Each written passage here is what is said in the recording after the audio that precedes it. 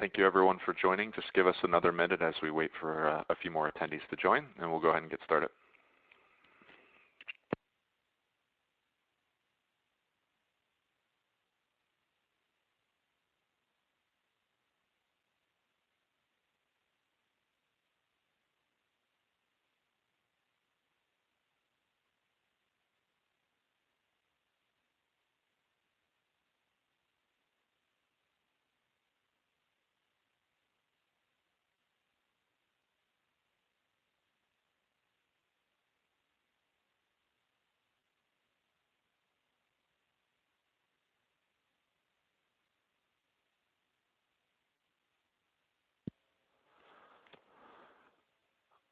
Okay, let's begin.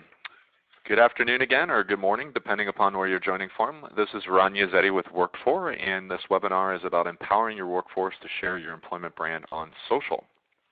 Today we will be talking about how to help leverage your workforce to empower your brand for either for employee advocacy or for employee referrals. So hopefully that's what you joined for, and we'll go ahead and hop into things.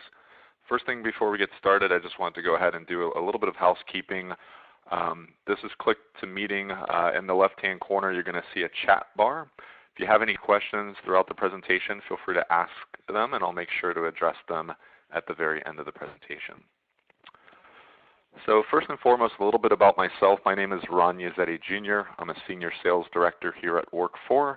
I've been with the organization a little over 6 years. However, I've been in recruitment marketing for over 14. I started with Career Builder back in 2003 and spent a lot of years at other various job boards. Primarily, I started out helping clients move away from expensive newspapers, and then recognized more and more people were starting to use social media in the mid to latter part of 2010s, and so decided to help employers take advantage of that trend. So, and then lastly, as you can see on the bottom, I am a retired chef. So, although my wife and I met at a restaurant, she kind of wonders why I don't cook anymore. But as you all know, the employment recruitment space can be very busy. So, that's my story, and I'm sticking to it. First, I'm going to go ahead and before we get I'm going to go ahead and start on 2 quick polls before we hop into things. So I'm going to go ahead and activate the first one now, which is, do you presently use Facebook to recruit in your recruitment strategy? I've done a lot of webinars here throughout the years, and it's interesting to see how this number changes. So I'm going to go ahead and activate this poll here for a moment. If you could go ahead and quickly answer, and then we'll tally up the answers, and then I'll share the results.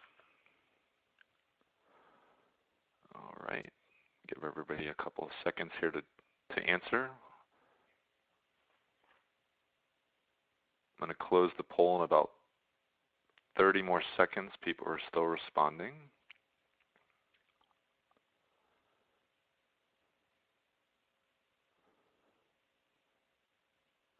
Looks like I still have more responses, so let's go ahead and give it one more second here. Awesome. I'm going to go ahead and end it because it seemed like the numbers were pretty solid. I'm going to go ahead and ask this because I usually get ironically a different response. About 54% chose no.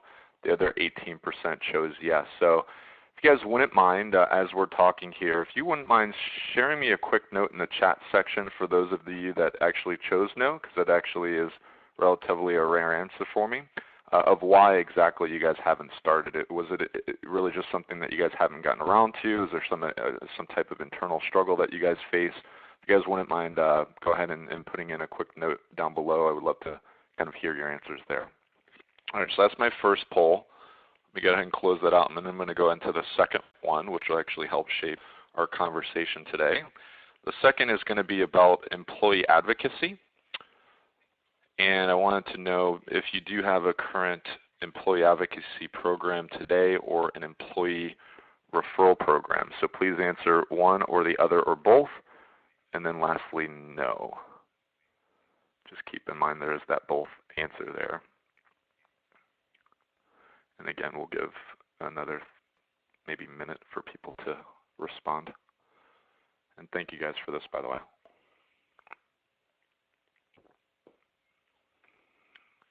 All right, I still have some answers coming through, so I'll give everybody another maybe 30 seconds, and then I'll end the poll.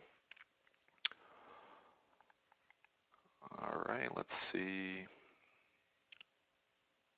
10, 9, 8, 7, 6, 5, 4, 3, 2, 1.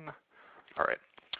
So I'm going to go ahead and share the results here. On this one, you can see about 57% of you, or the respondents, do have at least an employee referral program. 0 had an employee advocacy program alone, and then several of you, about 14%, had both, and then of course some had none. So anyways, that's great. Glad you guys are on the call. So for either those of you that have no employee advocacy program or plan to have one, obviously this will be a great dialogue for you. And again, feel free to ask some questions. So I'm going to go ahead and close this out, and then let's get back to the presentation. We did this. So let's talk about employee advocacy for a moment. First and foremost, this is from a Nielsen survey report. But what we've realized that employee advocacy is one of the best ways to reach someone on Facebook is basically doing that through an employee advocacy program. Obviously, many marketers are using this to try to get their brand and expand their brand out from a consumer brand standpoint. And then what we're finding is that smart employers are starting to naturally do this from an employment brand standpoint. And it doesn't necessarily, I do see large brands being very cognizant of this. In fact, I was actually at a presentation in Toronto earlier in the year, and one of the heads of social media marketing at GE was actually presenting about this particular topic, and she was actually establishing an employment ambassadors program, and she was doing it very manually. So we'll talk about that a little bit, but essentially smart recruiter employers, it doesn't have to be a Fortune 500 company. It really could be any organization that's really trying to get their employment brand message out there, which is great. So this is from a study from a Social Report article. It actually talks about that the fact that when you share a brand through sharing a company content, it actually is more likely to be shared by an internal employee than it would be, even 25 times more than if it was to be shared by your existing brand. So if this in itself isn't enough to really kind of emphasize the fact that you guys should be thinking about employee advocacy, I don't really know what is. And it only makes sense because, as you can imagine, your employees, people obviously will trust the fact that, well, usually when your employees are sharing things, because they typically are friends with people on Facebook, they're more likely to kind of share content that their friends are sharing than naturally, typically an employer that they're actually working for. So this helps support that. So some of you have these programs today naturally, but many of you are obviously on this call thinking about it, and you're thinking, how can I expand and improve the things that we're existingly doing? Some of them, for those of you who don't have it, hopefully this will give you the nudge that you need to start it, but we'll give you some solid steps in order to make that happen. So these are the 3 main key things that we're going to be focusing on as we're going through this today. The first is actually content synchronization.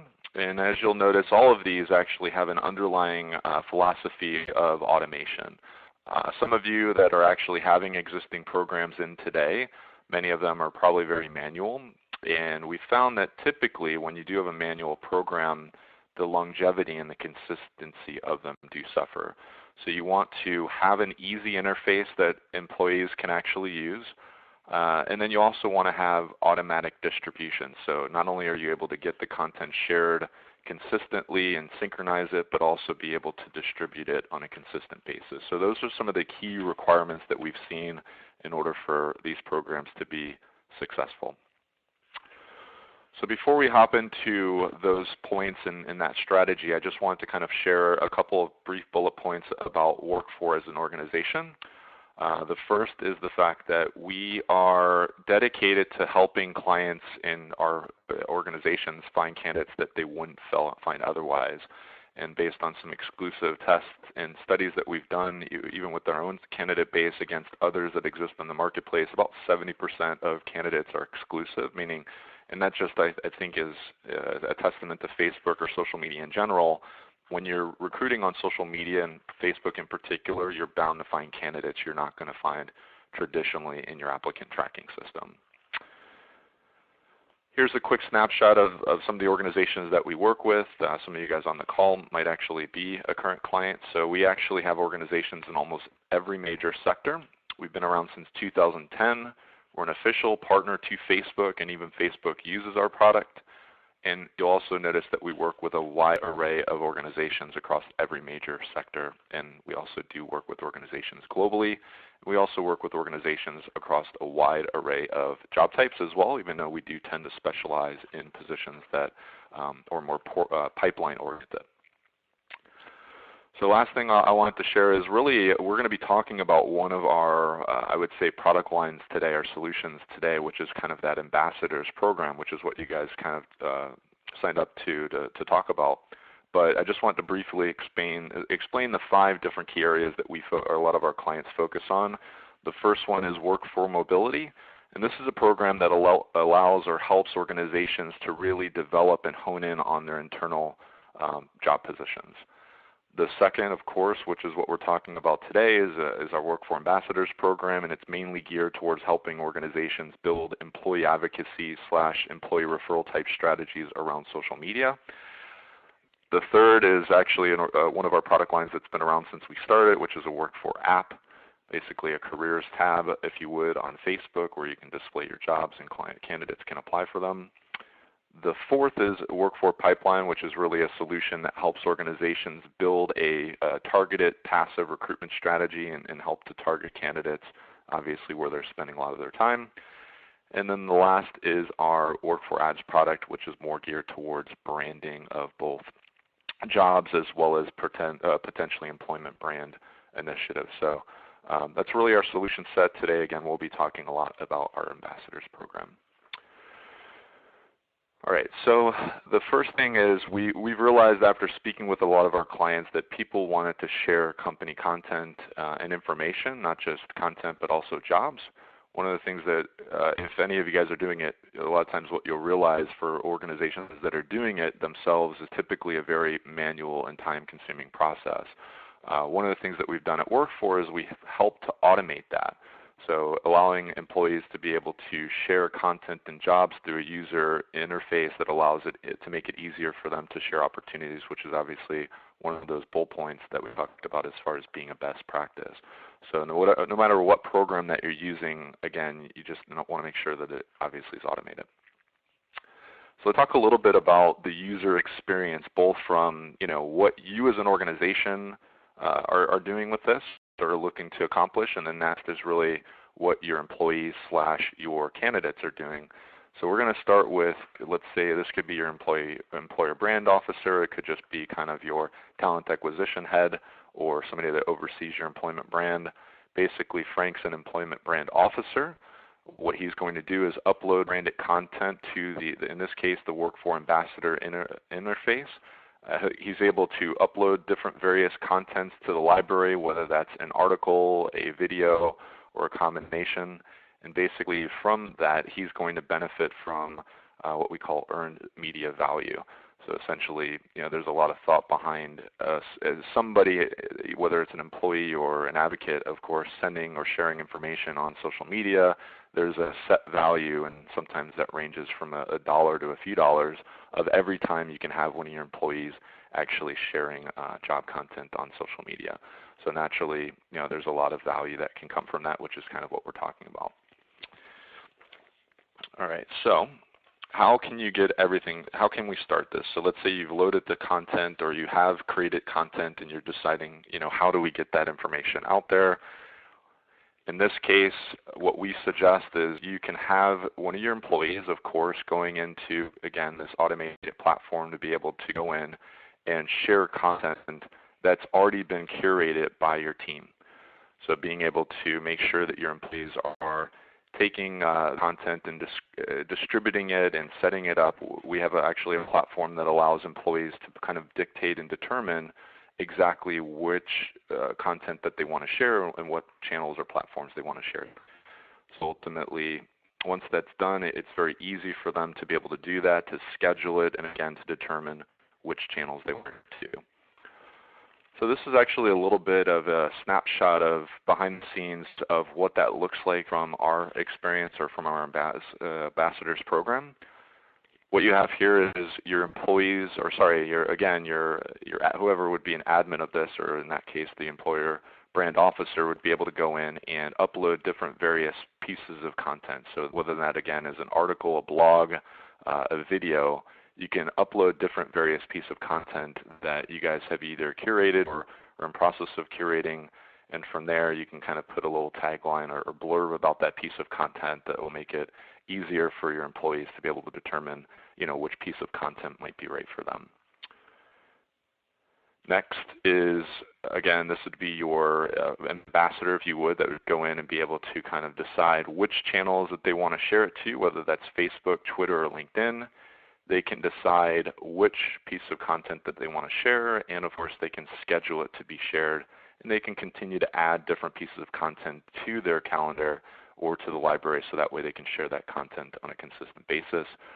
One important note or piece to think about this is that I know there's a lot of employee advocacy programs out there. One thing I want to point out is that you'll notice everything that we're showing you here it is specifically geared towards employment. So I know a lot of employee advocacy programs, just a bunch of content gets put in there. Obviously, it could be information about your organization and, a new product that you guys offered, or your next revenue call, whatever. This is specifically strictly to employment brand. So what's nice is that as an employment brand advocate, you guys can go in and make sure that only content is in there that's obviously applicable to employment, which naturally is going to help tell that story. And that way, as the candidate or your employee goes in there, they can obviously pick content that's going to help show your organization, and it's great to work for you guys. And then lastly, this is what it's going to look like in the newsfeed when it's distributed, so it will automatically come from our application. Everything actually, including the text line, would obviously be pre-approved by you guys. So it definitely is something that you guys can control and make sure that you guys get an opportunity to really share and tell that story.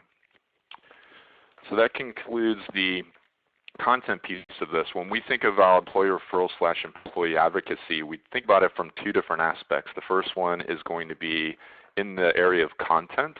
The second is in the area of jobs. Now, there's a lot of discussion in regards to what should that mix look like, but it's very clear that you should be doing both. The point being is that you should not have, should not only be having your employees sharing just jobs, you should not only be having them share just content, but if you can go ahead and craftily mix those two, it will obviously tell a better story. And we'll talk about that a little bit, and obviously that's one of the things that this ambassador program allows us to be able to do. So the second piece of that, of course, is going to be about jobs, and this is actually something that we've been doing for quite some time. But the thought process being that here is Amelia, and Amelia is going ahead and obviously Marco is sharing jobs and content, but Amelia happens to be one of Marco's friends. Marco happens to not only share why it's great to work for the company, but he also decides he shares this specific job. Amelia sees the job in her newsfeed and determines, hey, you know what? I just saw this really cool video of why it's great to work at XYZ company. Here happens to be a job that's applicable to me. Why don't I go ahead and take a look at it? Amelia opens up the job, and then she goes to apply for it. So it's really as simple as that. This is, from a candidate experience, what that would look like. As you can see, this job share would be on Facebook, Twitter, and LinkedIn.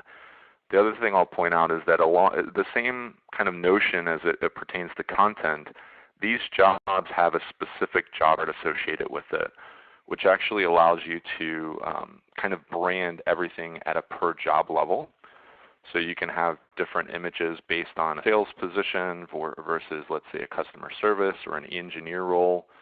You can basically determine, which positions are that you want to share, and then assign different job cards for each job. And this will really allow you to depict what it's like working at your organization. Best practices, a lot of clients will either do one of two things, even though there's usually three things you can do, but I would say most clients do two of three. The first, as you can see here with PayPal, they'll share an example of a job of why it's great to work for them. You can see team camaraderie. So they actually use imagery and branding that's associated to teamwork and groups. We also have other clients that will share jobs that are pertaining to just the position. So it could just actually, if it was a customer service role, maybe it's a customer service agent sitting on a headset or a phone talking to a customer, working at a desk. And then we also have other clients, actually Disney comes to mind, where they have a creative team where they went ahead and put what was it, different taglines per role or job type. So for instance, their creative positions have a tagline about being creative and working at Disney. So again, there's a variety of different things that you can do to help brand this. The other thing I want you to consider this is that you don't really even have to have an expert marketing communications team to really execute on this, especially with this particular initiative. As you can see, it's really just an image, and a lot of clients, what they'll do is they'll take candid photo shots of some of their existing employees doing their jobs, and essentially you can use as simple as that. So really all you need is somebody with a camera and somewhat of an interest in photography, and that will obviously give you an opportunity to really depict what it's like working at your organization. But again, in this context, at least with the Work4 Ambassador program, all of this is automated. You guys obviously can upload your images to the program, and then this job gets shared on your behalf in a very systematic and automatic way. And then when the candidate, again, the purpose is trying to eventually turn that job seeker, that potential employee into a candidate. And so we can typically turn that candidate either to redirect them directly into your applicant tracking system, or what we'll also do for some of our customers is we'll have them apply for that job directly on our application, and then they'll be sent to the employee accordingly. Employer accordingly. Speaking of which, this is actually, let's say Miranda, she's the talent acquisition manager. She'll be able to, again, see the candidates come in real time. She'll be able to identify which candidates have also maybe been referred by someone else. So this is where that employee referral piece comes in, is that you can actually track that candidate back to the person that actually referred them, which naturally will allow you to use this from an employee referral benefit. What also is important to note there is that everything here has tracking analytics. So a lot of our clients will use this data and insights to be able to really help booster their employee referral programs that they already have. I'm sure many of you guys it looks like you guys, at least 57%, already have an employee referral program. Imagine being able to help boost that by, again, giving this tool or platform to allow your employees to be able to share jobs amongst their friends and their connections, and then also rewarding them based on just that activity. So again, this is our job sharing piece of our Employee Ambassadors program. All right, so here are some of the unique technologies that help drive this. We talked about that automatic content synchronization. So right now, again, the way this works is that your employee, if we're talking about content, you as an employer will be able to upload whatever approved content that it is that you guys want to share. We will also, from a jobs perspective, our tool automatically integrates with your applicant tracking system.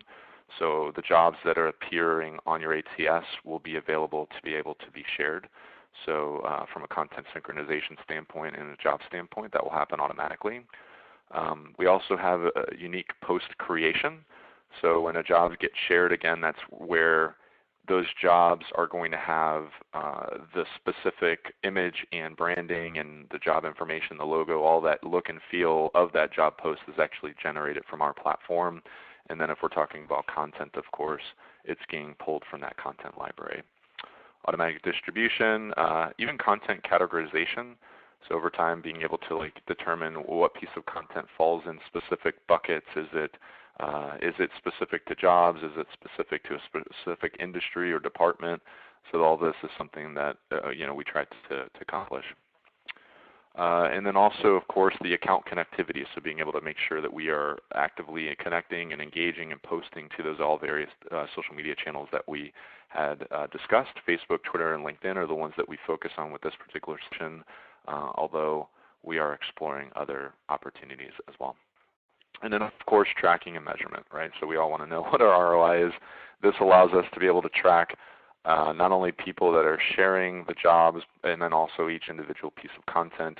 Again, being able to report that upstream for your leadership team to be able to show exactly how many people are sharing, and then of course the activity of those shares as well. All right. Next, there are 3 critical aspects or requirements for this to really work very well, no matter what program that you're using. These are the 3 that we found to be super important. The first one is you have to be, I would almost say, proactive and consistent. So being able to have an action plan and say, hey, this is what we're going to do, making sure that you guys have content curated, or at least a plan for content curation already in place. Deciding also like which departments, which groups, which geographies are going to roll this out. Another key tip with anything like this is that you don't want to try to roll it all at once. For any of you guys that are either doing it today or have tried it, at least from my experience, I've found that it usually is very cumbersome to try to roll this type of strategy out across your whole workforce, even though in many cases we would want to. But for most organizations, unless you're kind of a small business, chances are you're going to probably want to start out with a small group. So really thinking about that before you start. The second is going to be ownership. So really you have to own this, and I can't stress this enough. Obviously this is a very automated resource or tool which will help, but there still needs to be a commitment in regards to that rollout.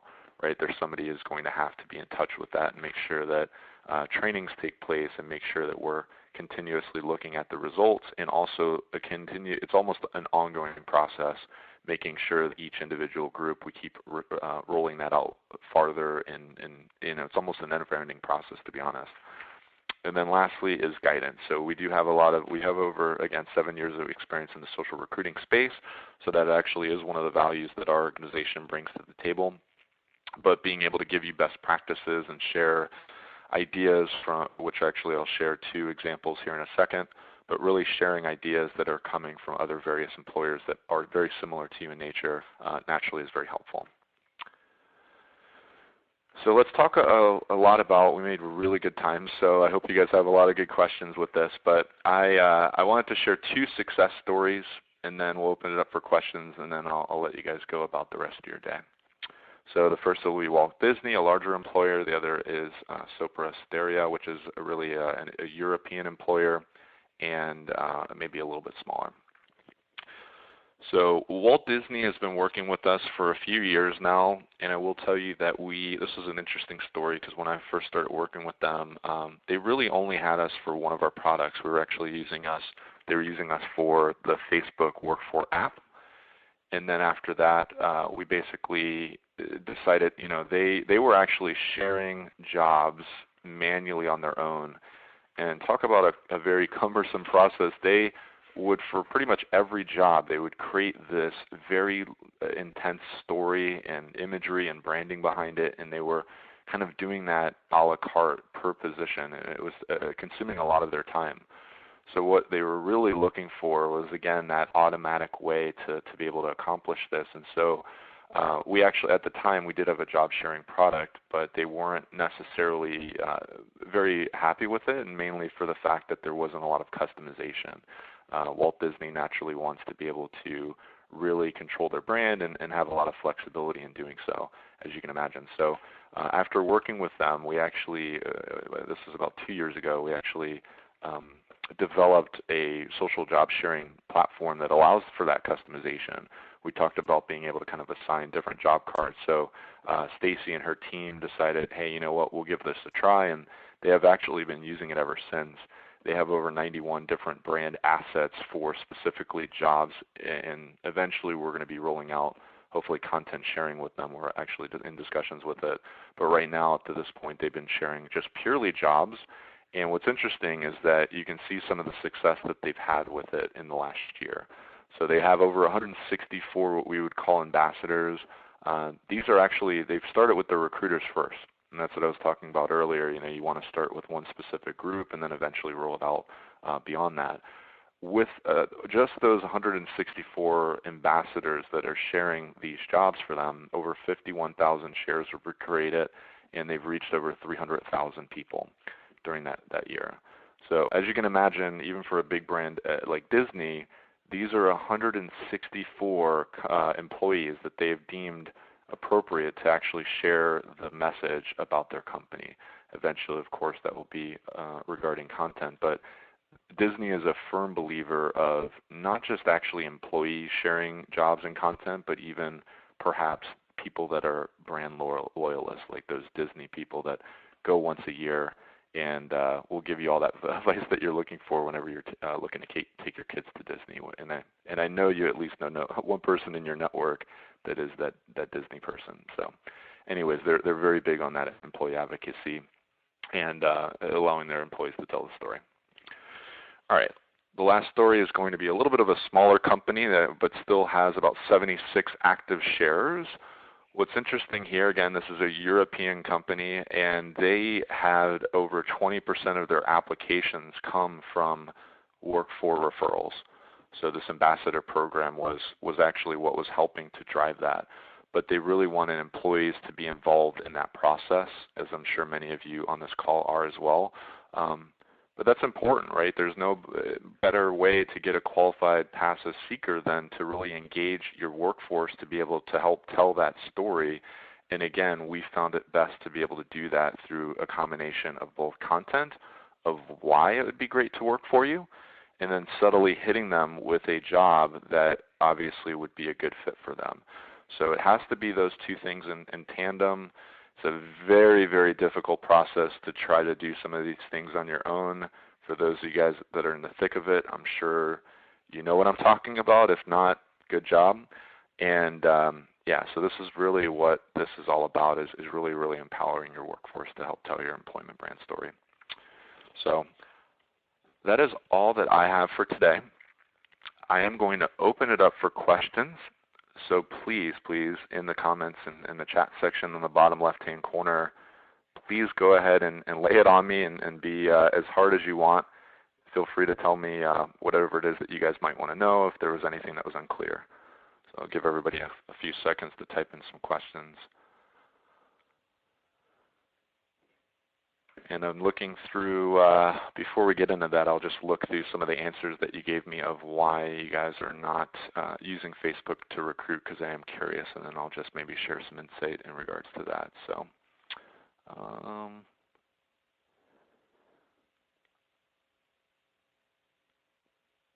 all right, so a lot of notes here in regards to why they haven't started. It seems like a lot of you would like to. Just really haven't either had the opportunity or you're planning on getting started. The one thing I'll mention to this is that it's never too late. I've been doing this for 7 years, and although the technology keeps expanding, it's really, we're still at a point where you can still catch up very quickly. I'm sure, and this is a little added tidbit, but I'm sure many of you guys have heard about Facebook Jobs. It's actually a new program that Facebook announced earlier this year. In fact, Work4 is actually a partner to it. Some of you guys might be posting jobs to it and can do so manually.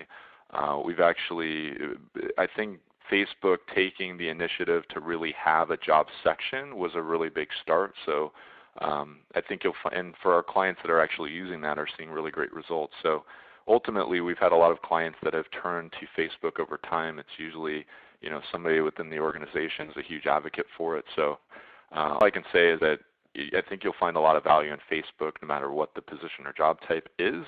However, obviously certain positions naturally will perform better than others.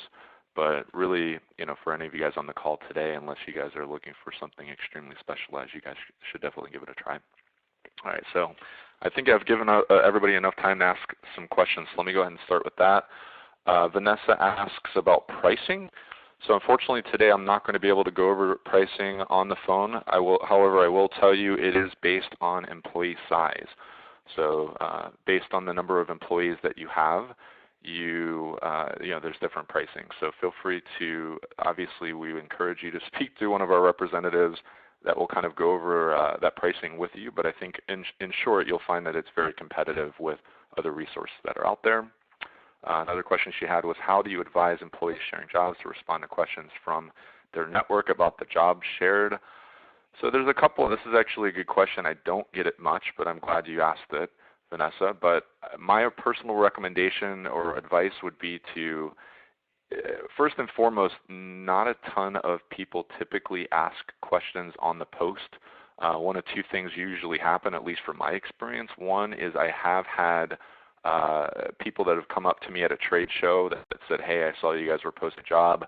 Do you think I'd be a good fit for it? And then I would put their name in the hat if I thought that they were. But usually, you got to kind of allow your employees to really, if you are, and that could be a part of that strategy, really determining people who you feel confident in doing this, but you really want them to be able to share their candid opinion of why it's great to work for you guys. So, if you want to structure something around that and you feel like it's necessary, feel free to do so. But I think what's really cool is to really allow your employees to speak on your behalf. And if you guys are doing the right things, then the natural experience of why it's great to work for you will automatically come out. So I hope that helps. All right, let's look at another question here. This is from Peter. How did you start to pilot for Work4? How do you start a pilot? So Peter, we do have a variety of different programs, again, available. And again, it is based primarily on employee size. So just so you know, the threshold is actually, give or more or less. We actually have three different solutions. The first one is just for the job sharing component.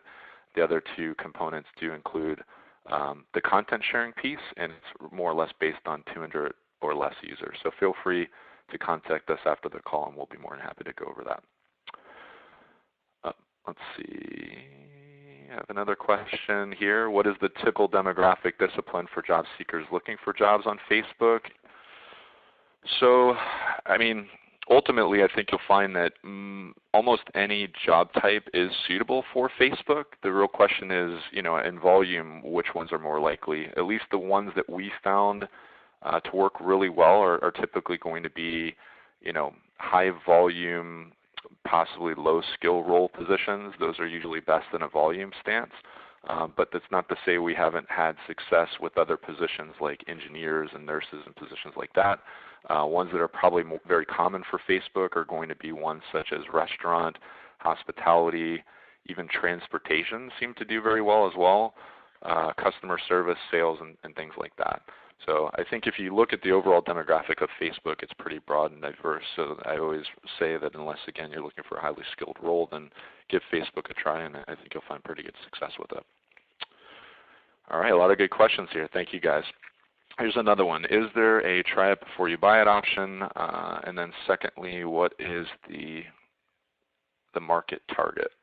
So I don't know if I necessarily understand the question extremely well.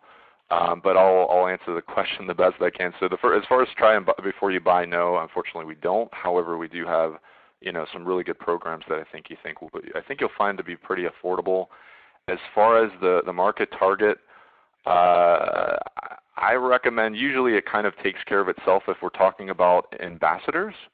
It looks like you might be typing more detail, but anyways, what I've found is that by getting employees in certain divisions and departments, targeting kind of takes care of itself. And I'll give you an example.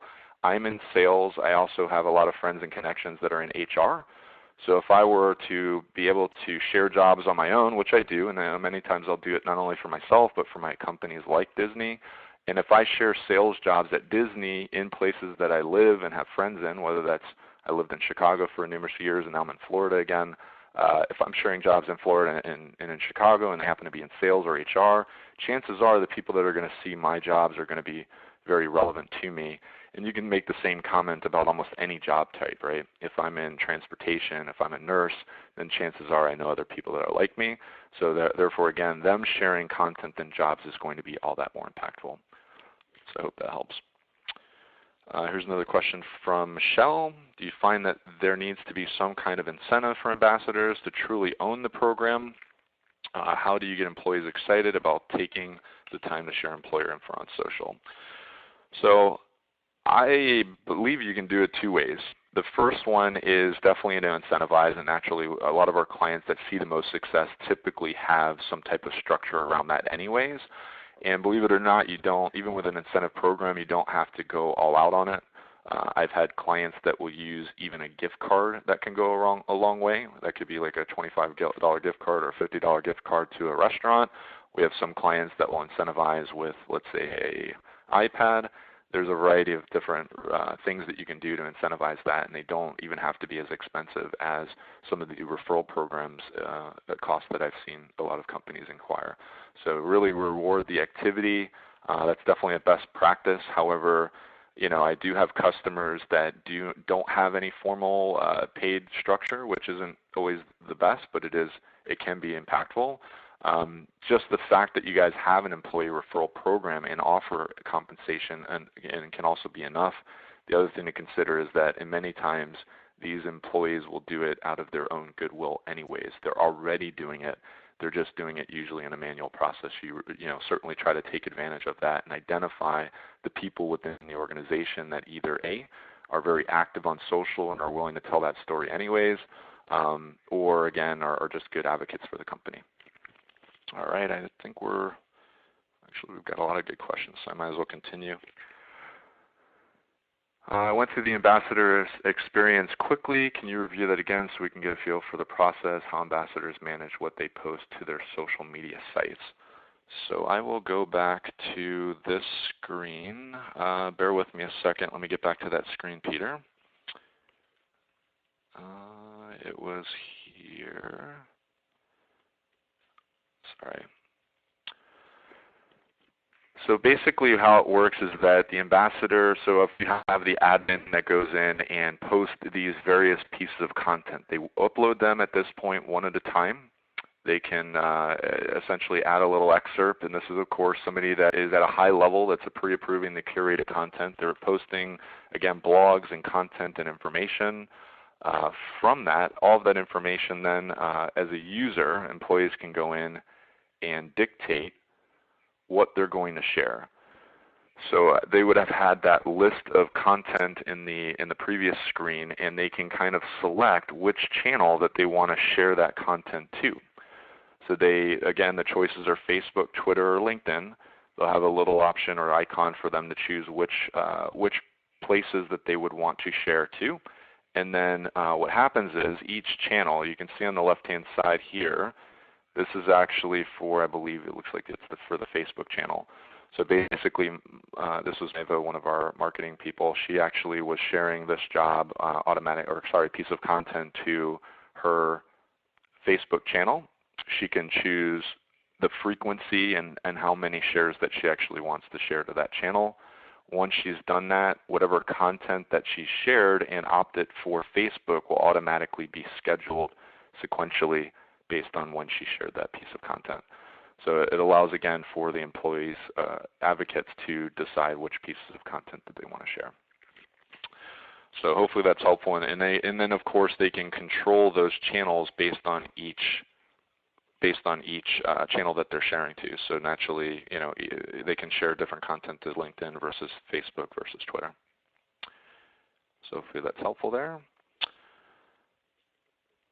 Okay, so demographics, I think I kind of answered your question there, Marco, as far as where it goes out to. Because we're sharing content, naturally it's to the discretion of the user base that they're actually sharing it to, and that's why we strongly advise, thinking about it departmentally or even job title specific. You want to really engage people at those different departments to share their jobs to tap into that type of network. Yeah, Ben, yes, we will share the deck after the call. And yes, you can share this to corporate social media accounts. In particular, you can share it to depending upon which platform that it is, the job or the content sharing, you can share it to Facebook pages. You can also share it to Twitter, corporate Twitter accounts as well. So very good question. I think we're running up to the end of questions, so feel free to obviously reach out to me after this phone call, and I'll be more than happy to, again, we'll share the deck automatically, but feel free to go ahead and let me know personally if you have any additional questions. You can reach me at ryazzetti, that's RYAZZETTI, at work4labs.com. I do really appreciate you guys joining today's call, and I hope you enjoyed the content and look forward to hopefully working with you guys. Take care.